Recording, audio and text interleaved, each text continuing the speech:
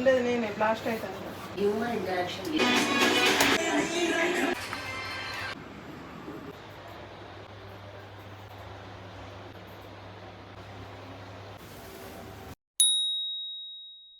నమస్కారం అందరికీ. నేను మీ Shravanya and welcome back to our channel Shravanya Bandi. ఇవాళ రోజు వచ్చేసి June 1st and time around 6:15 అలా అవుతుంది. అండ్ నిన్నటి రోజున నైట్ చపాతీస్ చేశాను అండ్ అస్సలు ఓపిక లేకుండే, సో అలానే వదిలేసి పడుకున్నాను అనమాట. మార్నింగ్ లేసాక ఆంటీకి అన్ని యుటెన్సిల్స్ వేసేసి నేను ఇక్కడ కిచెన్ కౌంటర్ టాప్ క్లీన్ చేస్తూ ఉన్నాను. కౌంటర్ టాప్ క్లీన్ చేస్తూ ఉన్నానా, అనుకోకుండా ఆయిల్ డిస్పెన్సర్ పడిపోయింది అండ్ ఆయిల్ అంతా కింద పడిపోయింది అనమాట. అండ్ అది ఇది అన్నీ క్లీన్ చేయాల్సి వచ్చింది పొద్దున లేవగానే. దేవుడా నాకేంటి ఈ పనులు అనుకున్నాను. And then I started doing all the works. నాకు కౌంటర్ టాప్ క్లీన్ లేకపోతే ఫుడ్ ప్రిపేర్ చేయాలి అనిపించదు. సో అందుకోసమని ఫస్ట్ కౌంటర్ టాప్ క్లీన్ చేసుకున్న తర్వాతనే ఫుడ్ అనేది ప్రిపేర్ చేస్తాను. అండ్ నా దగ్గర ఉన్న చిన్న మున్న సిరామిక్ ఐటమ్స్ అన్నీ క్లీన్ చేసుకున్నాను. అండ్ నిన్నటి రోజున మిల్క్ కాగబెట్టి అలాగే బయటే పెట్టి పడుకున్నాను అనమాట. సో మార్నింగ్ ఫస్ట్ ఆ మిల్క్ని జార్లోకి పోసేసి ఫ్రిడ్జ్లో పెట్టేశాను. And I'm here doing the works. So Naveen ఈ రోజున ఆఫీస్కి వెళ్తున్నారు. సో నవీన్ కోసం అని చెప్పి అండ్ అందరి కోసం అని చెప్పి పప్పుచారు, ముద్ద వంకాయ కర్రీ ఇంకా బగారా రైస్ ప్రిపేర్ చేస్తూ ఉన్నాను. ముద్ద వంకాయ కర్రీ కాదు, ఇది మువ్వ వంకాయ కర్రీ. చాలా సూపర్గా వచ్చింది. నేను ఈ మధ్య చూసి నేర్చుకున్నాను and doing the preparations here. So first అయితే స్టవ్ పైన ఈ పప్పు పెట్టేస్తే ఉడికిపోతుంది కదా అనిపించింది. సో ఒక పక్కన పప్పు ఉడకడానికి పెట్టేశాను. అండ్ ఇక్కడ బగారా రైస్ కోసం ఆనియన్స్, పచ్చిమిర్చి ఇంకా దానికి సంబంధించిన పుదీనా ఏవైతే ఉంటాయో అవన్నీ ప్రిపరేషన్స్ చేసుకుంటూ ఉన్నాను. అండ్ నేను బగారా రైస్‌కి ఖచ్చితంగా స్పైసెస్ దంచుతానండి. కొందరైతే డైరెక్ట్ అలానే వేసేస్తారు కదా! దంచితే ఫ్లేవర్ ఇంకా బాగా వస్తుంది బగారా రైస్. ఒకసారి ట్రై చేసి చూడండి. హోల్ స్పైసెస్ ఉంటాయి కదా! అన్ని టైప్ ఆఫ్ స్పైసెస్ అన్నీ వేశాననుకోండి. లవంగాలు, ఇలాయచీ, దాల్చిని, సాజీరా ఇవన్నీ కచ్చపచ్చా దంచేసాను. దంచిన తర్వాత బండాకు, బండ పువ్వు కూడా తీసుకొని సైడ్‌కి పెట్టుకున్నాననమాట. అండ్ బౌల్‌లో ఆయిల్ వేసుకొని కొంచెం ఘీ కూడా వేశాను. ఘీ వేసేసుకొని ఈ స్పైసెస్ ఏవైతే కచ్చాపచ్చా దంచానో అవన్నీ అందులో వేసి కొంచెం సేపు షాలో రోస్ట్ చేశాననమాట. రోస్ట్ చేసిన తర్వాత బండాకు, బండ పువ్వు, ఫతర్కా ఫూల్ అంటాం కదా అది. అవి కూడా 2 వేసేసి కొంచెం సేపు అవి ఆయిల్‌లో వేగిన తర్వాత ఆనియన్స్ ఇంకా పచ్చిమిర్చి వేసుకొని, ఈ పచ్చిమిర్చి కొంచెం గోల్డెన్ బ్రౌనిష్ కలర్‌లోకి రావద్దండి. కొంచెం లైట్‌గా వేగాలి. చూస్తే అది సాఫ్ట్‌గా అయినట్టు అనిపిస్తుంది పచ్చి పచ్చి అంతా పోయి. అలా అయ్యేంత వరకు దాన్ని కుక్ చేసుకుంటే సరిపోతుందనమాట. ఇన్ ద మీన్ వైల్ దాన్ని కలుపుతూ ఉంటూ ఇక్కడ నేను రైస్ అనేది తీసుకున్నా. రైస్ వచ్చేసి నేను 4 గ్లాసెస్ తీసుకున్నాను. మనం చాయ్ తాగే గ్లాసెస్ ఉంటాయి కదా స్టీల్‌వి, అలాంటి గ్లాస్ తోటి 4 గ్లాసెస్ తీసుకున్నాను. తీసుకొని రైస్ కుక్కర్‌లో చూస్తున్నారు కదా! రైస్ కుక్కర్‌లో 8 గ్లాసెస్ ఆఫ్ వాటర్ వేశాను 4 గ్లాసెస్ ఆఫ్ రైస్‌కి. ఇప్పుడు నేను ఏదైతే ఇక్కడ వేయించానో బగారా రైస్ కోసం అదంతా మిశ్రమం రైస్ కుక్కర్‌లో వేసేసి రైస్‌తో పాటు కలిపేశాను. కలిపేసి రైస్ కుక్కర్‌లో పెట్టేసి బగారా రైస్ దానంతట అదే ఉడికిపోతుంది. సింపుల్‌గా ఉంది కదా! సో ఇలా చేసుకుంటాను నేను బగారా రైస్. బగారా రైస్ ఒక దిక్కు అవుతుంది, ఒక దిక్కు పప్పు ఉడుకుతుంది కదా! సో పప్పు ఉడికే లోపట నేను దోసకాయ పప్పుచారు చేద్దాం అనుకుంటూ ఉన్నానిక్కడ. సో దోసకాయ పప్పు కోసం దోసకాయలు కట్ చేశాను. అండ్ కొత్తిమీర వాటర్‌లో వేసి, మన్ను ఉంటుంది కదా! దుమ్ము మట్టి ఉంటుంది కదా! అది పోవాలని చెప్పి వాటర్‌లో వేసి పెట్టాననమాట కొత్తిమీర. ద సేమ్ టైమ్ కరివేపాకు, టమాటో అండ్ షాలో సారీ బే బేబీ ఆనియన్స్ ఉంటాయి చూడండి, చిన్న చిన్న షాలోట్స్ అంటారు దాన్ని, అవి పెట్టుకున్నాను. అండ్ ఇక్కడ పప్పుచారుకి కూడా నేను కొన్ని స్పైసెస్ ఏసాను మీరు చూస్తే. జాపత్రి కూడా వేశాను అండ్ దాల్చిన చెక్క, లవంగ, ఇలాయచీ కూడా ఏసాను. పచ్చి సారీ పప్పు చారులో బావుంటుంది. ట్రై చేసి చూడండి ఒకసారి. చాలా చాలా టేస్టీగా వస్తుందనమాట. అండ్ ఎల్లిపాయలు, టమాటోలు కొంచెం మగ్గిన తర్వాత ఇందులోకి దోసకాయలు కట్ చేసుకున్నవి కూడా వేసేసాను. కొందరు దోసకాయలు దాంట్లో ఉన్న గింజలతో సహా వేస్తారండి సీడ్స్‌తో. నాకసలు నచ్చది. పంటికి కుచ్చుకుంటూ ఉంటాయి అవి. నాకు ఎందుకేమో అలా నచ్చదు. నేనైతే ఈ సీడ్స్ ఏవైతే ఉంటాయో దోసకాయలో అవి తీసేస్తాననమాట. సో పప్పు బాగా ఉడికిపోయింది. దెన్ పప్పుని, నా దగ్గర పప్పు గుత్తి లేదండి. నేను అదే యూజ్ చేస్తాను. ఇది యూజువల్లీ పావు భాజీ ప్రిపేర్ చేయడానికి యూజ్ చేస్తూ ఉంటారు. ఈ పర్టిక్యులర్ టూల్ వచ్చేసి చింతపండు పులుసు కూడా పప్పులో వేసేసాను. అండ్ దోసకాయలు బాగా మగ్గాయి. సో, ఈ పప్పుని ఆ బౌల్‌లోకి గుమ్మరిచ్చేసాననమాట. గుమ్మరిచ్చిన తర్వాత లాస్ట్‌కి కొత్తిమీర వేసేసి మరగడానికి పెట్టేయడమే. సో, ఇక్కడ ఇంకో పొయ్యి ఖాళీ ఉంది కదా! ఇంకో పొయ్యి పైకి ఈ పప్పుని ట్రాన్స్‌ఫర్ చేసేసాను. ట్రాన్స్‌ఫర్ చేసేసి మగ్గడానికి వదిలిపెట్టేసాననమాట. మగ్గడం అంటే మనకి ఈ పప్పు పైన బురుగు వస్తూ ఉంటుంది కదా! నురగ లాంటిది. ఆ నురగ మొత్తం పోయే వరకి మగ్గనించారనుకోండి పప్పుచారు చాలా టేస్టీగా అవుతుంది. అండ్ ఇక్కడ నేను మువ్వ వంకాయ కర్రీ ప్రిపేర్ చేయాలి అనుకున్నాను కదా! సో, మువ్వ వంకాయ కర్రీకి ప్రిపరేషన్ స్టార్ట్ చేశాను. నా దగ్గర ఈ వంకాయలున్నాయండి. ఎలాంటి వంకాయలైనా మీరు తీసుకోవచ్చు. కాకపోతే నా దగ్గర ఈ వంకాయలున్నాయి కాబట్టి ఇవి యూజ్ చేస్తున్నాను. సో, నేను పుచ్చులున్నాయా లేదా చూసుకోలేదు మర్చిపోయా. సో, మళ్ళీ అవన్నిట్లో పుచ్చులున్నాయా లేదా అని చూసి కట్ చేసి పెట్టుకున్నాను. ఇలా ఉంటుంది నా పని ఒక్కొక్కసారి. మర్చిపోతూ ఉంటాననమాట.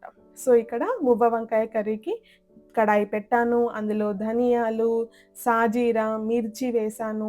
కొంచెం కాజూస్ వేశాను. దీన్నేమంటారు? కష్కష్ అంటాం కదా హిందీలో. తెలుగులో గుర్తు రావట్లేదు నాకిప్పుడు. కష్కష్ వేశాను అండ్ ఎల్లిపాయలు వేశాను.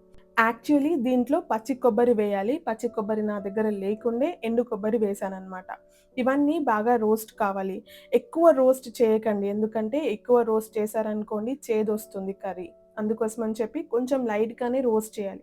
రోస్ట్ చేసిన తర్వాత దీన్ని ఒక జార్‌లోకి తీసుకొని అందులో కారం, పసుపు, ఉప్పు, చింతపండు గుజ్జు ఈ 3 వేసేసి గ్రైండ్ చేసుకోవాలి. గ్రైండ్ కూడా మొత్తం పేస్ట్ లాగా కాకుండా కొంచెం గరకగానే గ్రైండ్ చేసుకొని పెట్టుకోవాలి.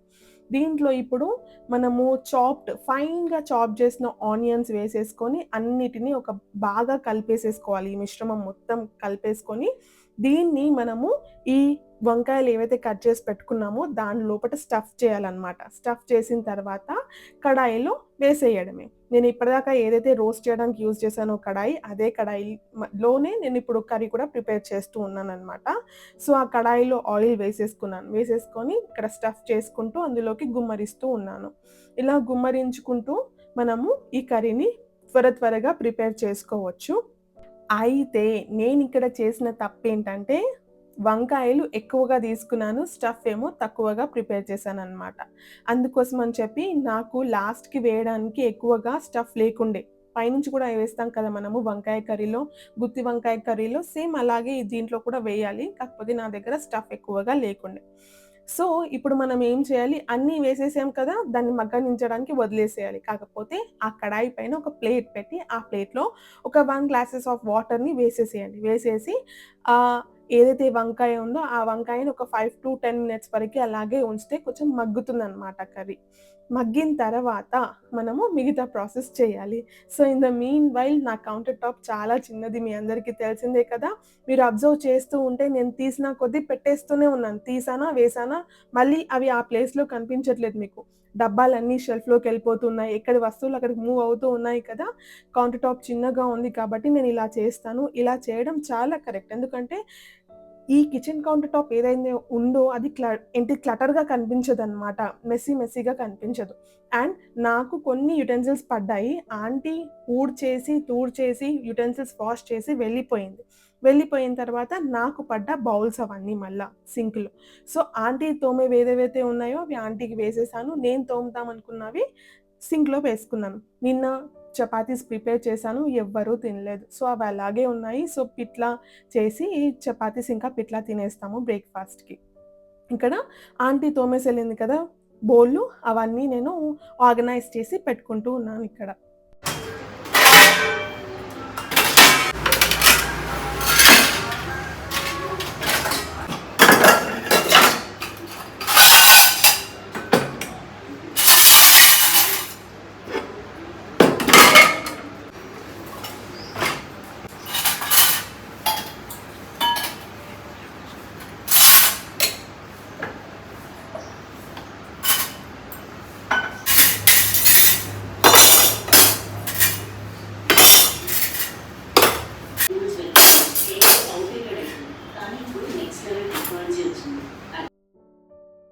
నైట్ ఫ్రిడ్జ్‌లో మిల్క్ పెట్టకుండా పడుకున్నాము అని చెప్పాను కదా! ఇప్పుడు నవీన్ కోసం టీ పెడదామని చెప్పి గ్లాస్ బాటిల్‌లో నుంచి మిల్క్ తీశాను. పాలు పగిలిపోయాయి. ఈ గ్లాస్ బాటిల్ నిండా పాలు ఇప్పుడు నేనేం చేయాలో నాకు అర్థం కావట్లేదు. లక్కీలీ కింద ఎక్స్‌ట్రా మిల్క్ ప్యాకెట్ ఉండింది. సో, ఆ మిల్క్ ప్యాకెట్ తీసుకొని ఒక పక్కన మిల్క్ పెట్టేశాను. ఇక్కడ వంకాయలు బాగా మగ్గిపోయాయి 10 మినిట్స్ పెట్టినందుకు. ఇప్పుడు ప్లేట్‌లో మనం ఏవైతే వాటర్ వేసి పెట్టామో మగ్గడానికి అదే వాటర్‌ని ఈ వంకాయల్లోకి డంప్ చేసేసి మనము సిమ్మర్ పైన ఇంకా ఒక 10 మినిట్స్ మగ్గనించుకుంటే కర్రీ బాగా ఉడికిపోతుంది. ఇలా నేను ఈ వర్క్స్ చేస్తూ ఉన్నానా గ్యాస్ సడెన్‌గా అయిపోయింది. సో, గ్యాస్ తీయడానికి దాని దగ్గర ఉన్న సామాన్లు ఏవైతే ఉంటాయో అవన్నీ బయటకు తీస్తున్నా. నేను గ్యాస్ దగ్గర పెట్టుకునే సామాన్లనమాట అవన్నీ. ఇన్‌స్టాగ్రామ్‌లో ఒక అమ్మాయి కమెంట్ చేసింది. సిలిండర్ దగ్గర ఎలాంటి వస్తువులు కూడా పెట్టొద్దు. ఎందుకంటే ఆ సిలిండర్స్ ఎక్కడికెక్కడికో వెళ్తూ ఉంటాయి. అవి దేనికి యూజ్ చేస్తారో కూడా మనకు తెలీదు. నేనొకసారి క్రీమియేషన్‌కి వెళ్ళాను. అక్కడ శవాలు కాల్చడానికి ఈ సిలిండర్‌ని యూజ్ చేస్తూ ఉన్నారు. సో, అందుకోసం అని చెప్పి డోంట్ కీప్ ఎనీథింగ్ అని చెప్పి తను చెప్పిందనమాట నాకు కమెంట్స్‌లో. అప్పటినుంచి అక్కడేమైనా పెట్టాలంటే నాకు భయమవుతూ ఉంటుంది. సక్కగా పెట్టు. ఆడుండేది నేనే బ్లాస్ట్ అయితాను. Cylinder blast అవుతుందట.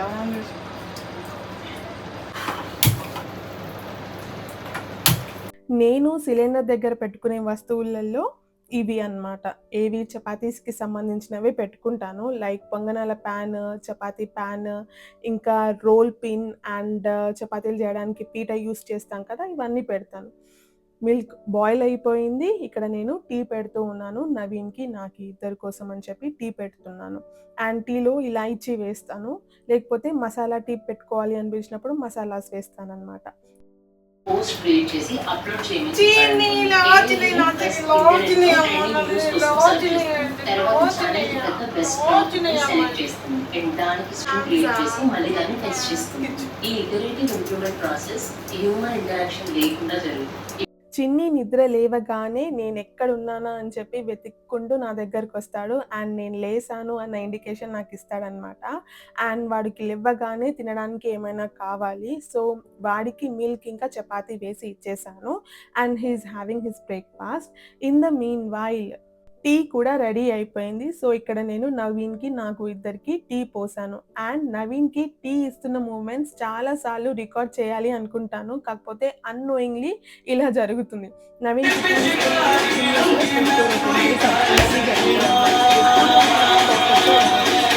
నా టీని బాల్కనీలో కూర్చొని చల్లటి గాలిలో ఎంజాయ్ చేస్తూ ఉన్నాను. నవీన్ టీవీ చూసుకుంటూ ఎంజాయ్ చేస్తున్నాడు. అండ్ చిన్ని having his breakfast. In the mean while ఈ వంకాయ కర్రీ కూడా రెడీ అయిపోయింది. అండ్ కింది నుంచి నాను వచ్చాడు. కింద పడుకున్నాడు. సమ్మర్స్ మొత్తం వాడు కిందనే పడుకున్నాడు. చేతితో తినిపియ మెల్లగా తిన్నా అన్న. ఇట్లా పెట్టి తింటున్నావు, ఇట్లా పెట్టి తినొద్దు తప్పు. ఇట్లా తిన్నామనుకో అంతా ఇట్లా చేసుకుంటాం కింద కింద స్టైల్. అది స్టోన్ ఉంది, స్టోన్ అంతా అబ్జర్వ్ చేసుకుంటాం మన ఎనర్జీ ఇట్లా అయ్యో చూడు ఈ చెయ్యి ఇట్లా పెట్టబెట్టుకోవాలి అనుకో నీకు. ఇట్లా పెట్టి ఈ హ్యాండ్ ఉందా, హ్యాండ్ ఇడబెట్టవు, ఈ హ్యాండ్ ఇడబెట్టి ఇట్లా అని పొంగి తిన్నామనుకో దీంట్లోనే పడుతుంది కింద. అర్థమైందా? తిని చూపినప్పుడు ఒకసారి తిని చూపు. ఇది ఈ హ్యాండ్ లెఫ్ట్ హ్యాండ్ పట్టుకోవాలి, రైట్ హ్యాండ్ పొంగు. అట్లా అట్లా ఇట్లా పట్టుకోవద్దు. స్పూన్ ఎట్లా పట్టుకుంటారో వాళ్ళకి తెలియదా? అట్లా పట్టుకోవాలి. పొంగు కొంచెం దగ్గర పట్టుకోవాలి. కరెక్ట్ పట్టుకోవాలి.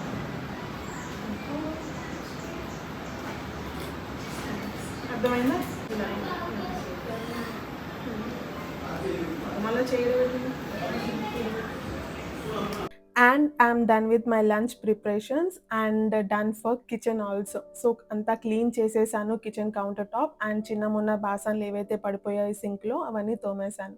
ఆంటీకి నేను ఎన్ని బాసన్లు వేసినా కానీ ఏమనకుండా తోమేస్తూ ఉంటుంది. కాకపోతే నాకే మంచిగా అనిపించదు. చిన్న చిన్న బౌల్స్ ఏవైతే ఉంటాయో స్టీల్‌వి అవన్నీ నేనే తోమేసుకుంటాను. అండ్ ఇక్కడ కౌంటర్ టాప్ క్లీన్ చేసిన తర్వాత ఇవన్నీ తోమేసుకొని ఆర్గనైజ్ చేసుకొని పెట్టేసుకున్నాను. వీడియో చాలా లెంథీ అయిపోయింది. 15 మినిట్స్ అయిపోతుంది వీడియో. దీని తర్వాత కూడా నేను చాలా వర్క్స్ చేశాను. కాకపోతే అవేవి మీకు ఈ వీడియోలో చూయించట్లేదు. నెక్స్ట్ వీడియోలో I will share what I did.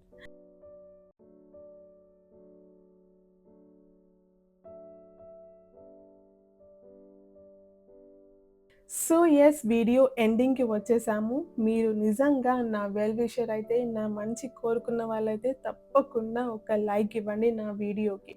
మీ యొక్క చిన్న లైక్ నా వీడియోని ఇంకా నలుగురికి రీచ్ అయ్యేలాగా చేస్తుంది. Okay. Thoughts all for today. మళ్ళీ ఇంకో ఇంట్రెస్టింగ్ వీడియోతో మీ ముందుంటాను. అంతవరకు కీప్ స్మైలింగ్. By by.